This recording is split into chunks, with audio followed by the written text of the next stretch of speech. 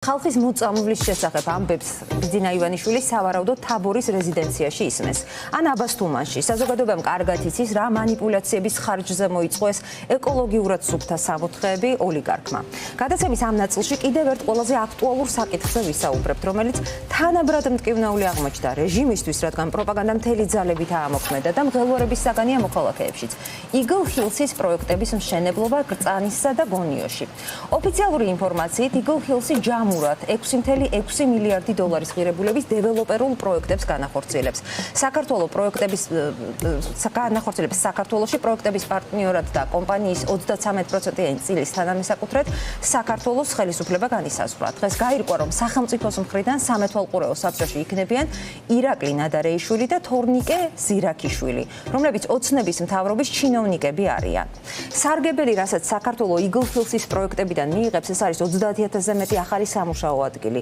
11 მილიარდი ლარის პირდაპირ გავლენა ქვეყნის ეკონომიკაზე და საშუალოდ 700 მილიონი ლარის ყოველწლიური შემოსავალი ბიუჯეტში. ამის შესახებ ირწმუნება ეგრეთ წოდებული მთავრობა.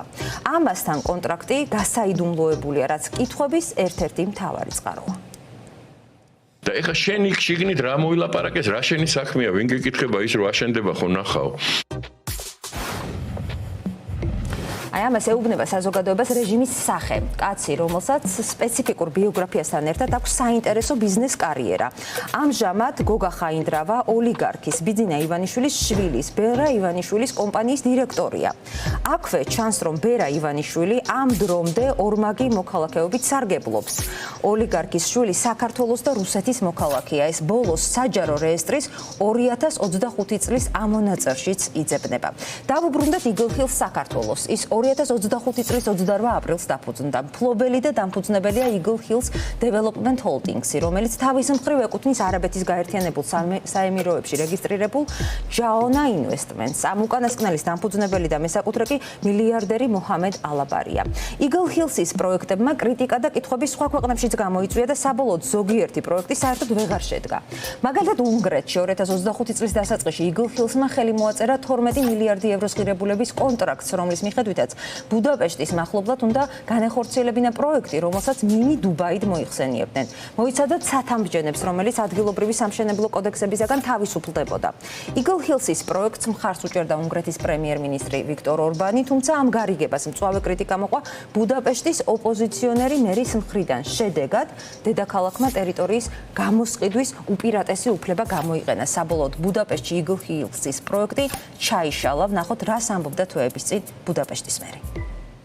ამ და მსგავსი მიწის ნაკვეთების გამოყენება და განაშენიანება ყველაზე თუ არა ერთ-ერთი უმნიშვნელოვანესი საკითხია ბუდაპეშტის ურბანული პოლიტიკისთვის. ერთ ორშაბათს ჩვენ გავეცანით ახალ ამბავს, რომ უნგრეთის მთავრობამ მიყიდა ეს ტერიტორია არაბულ საინვესტიციო კომპანიას. ინვესტორებმა კი უნგრეთის ყველაზე ღირებული ტერიტორიისთვის 2039 წლამდე უნდა გადაიხადონ 50 მილიარდი ფორინტი. ასე რომ ღალატი აღარაა მხოლოდ პოლიტიკური ბრალდება. ცხადია, რომ ტერიტორია გაიყიდა საბაზრო ფასზე ბევრად ნაკლებ ფასად. ამის შემდეგ ჩვენ მოვითხოვეთ კონტრაქტის გასაჯაროება, რაც მეორე დღეს მოხდა კიდეც. მთავრობა ყველაფერს აკეთებს, რომ ეს ტერიტორია, ეს საზოგადოებრივი სიმდიდრე არ გადავიდეს მუნიციპალიტეტის საკუთრებაში და შესაბამისად არ განხორციელდეს ინვესტიცია, რომელიც ემსახურება საჯარო ინტერესებს, ნაცვლად კერძო ინტერესებისა. ამ მხრივ საინტერესოა, რა მოხდა ბელგრადში, სადაც ყველაზე ღირებული მიწის ნაკვეთები მდინარის მიმდებარედ გადაეცა არაბ ინვესტორს. იქაც იყო ხმები, რომ ეს იყო კონტრაქტი ორ სახელმწიფოს შორის, იმისთვის, რომ კონკურენცია შეეზღუდათ. მაშინ, როცა ნორმალურ დემოკრატიებში სახელმწიფოს საკუთრება არ შეიძლება ასე გადაეცეს კერძო კომპანიას, თუმცა არის ერთი დიდი განსხვავება სერბეთსა და უნგრეთს შორის. უნგრეთი ევროკავშირის წევრია. აქ კი არის მეტი მოთხოვნა კანონებზე,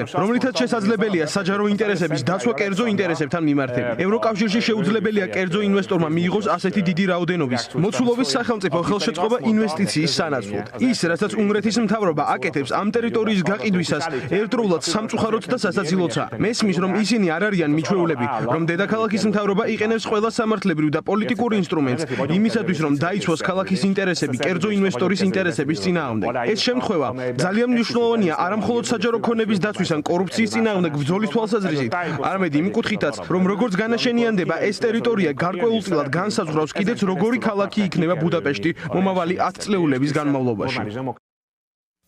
საჯარო მწვანე მუნიციპალური სივრცის დაცვა შესაძლებელი ბუდაპეშტში გახდა კონტრაქტის გასაჯაროების შემდეგ. აი საქართველოში კი ხალხს ხელშეკრულებას უმალავენ. მოდით ნახოთ, რას ფიქრობს ამაზე მოსახლეობა. უნდა ვიცოდეთ, აბა თვითონ გადაწყვიტეს, ჩვენ არ უნდა ვიცოდეთ არაფერი? უნდა ვიცოდეთ, რა თქმა უნდა ვიცოდეთ. და რისკებს ხედავთ? აუცილებლად უნდა გაუქმდეს, უპირობოდ უნდა გაუქმდეს. ნორმალურია მე მგონი არაფერი საწინააღმდეგო არ. აი ხელშეკრულება რო გასაიდუმლოებულია ამ ნაწილს რას ვიქნებ? ალბათ ამ დროისთვის ესე არის საჭირო. ალბათ. საქართველოს ღალატი არის, სხვა არაფერი. პატრიარქმა ძანა რომ არც ერთი ნაგლეჯი მიწა არ უნდა გაიკლოს საქართველოს.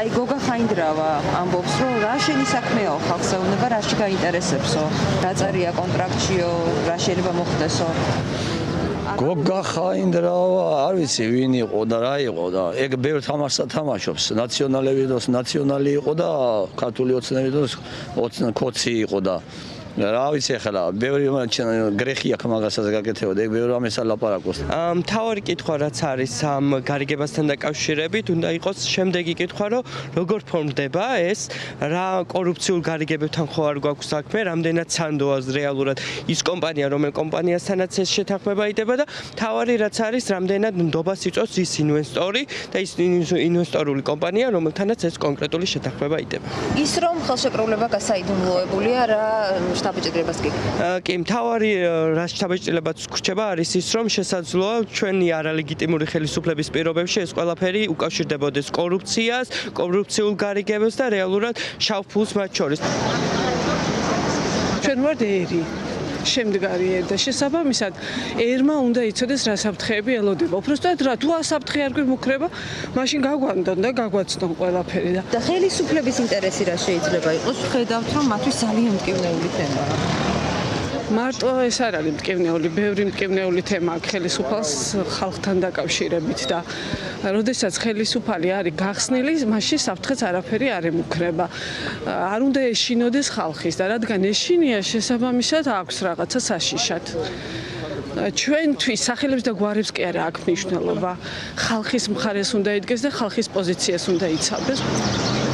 სამშობლოს არ ვისწავართ ნურს შეგვეცილება თორო ისევ დღეს დავახრეთ დარსაც კი გაეცილება და გაშიფრეთ ახლა ვინ გვართმევს სამშობლოს ვინ გართმევს და ისე მოღალატე ქართველი გართმევს პირველ რიგში ხმალულად აკეთებ ხო ეს იგი ხარ მოღალატე ერის წერი ხარ რა მთავარი ეჭვები არსებობს შეიძლება გოგონა ქურდმა ესე იგი გამოვიდეს და გითხრას მე ქურდი ვარ და ავაზაკი ვარ და ის ქურდი მაიმუნია ვიღაცა ხო ის რაღაცას იპარავს მაგრამ კაცი რომელიც საკუთარ მიწას გაყიდეს საკუთარ ერთს გაყიდეს იმას რა თუნდა ლაილა ის სახალხოდ უნდა გამოიყვანო და დასაჯო როგორ ფიქრობთ ქართული ოცნება მოусმენს ხალხს არ მოусმენს გოგონო რომ ქართული ოცნება არ არის ეროვნული არ არის გამიგეთ რაც მინდა შენი გუშინდელი გადმოგდებული კაპიკი მადლი გამიკეთო და მერე შხამათ მადინო ამას აკეთებს ივანიშვილი ამას აკეთებს უკვე დავწმუნდი არ ვიცოდი აი კიდევ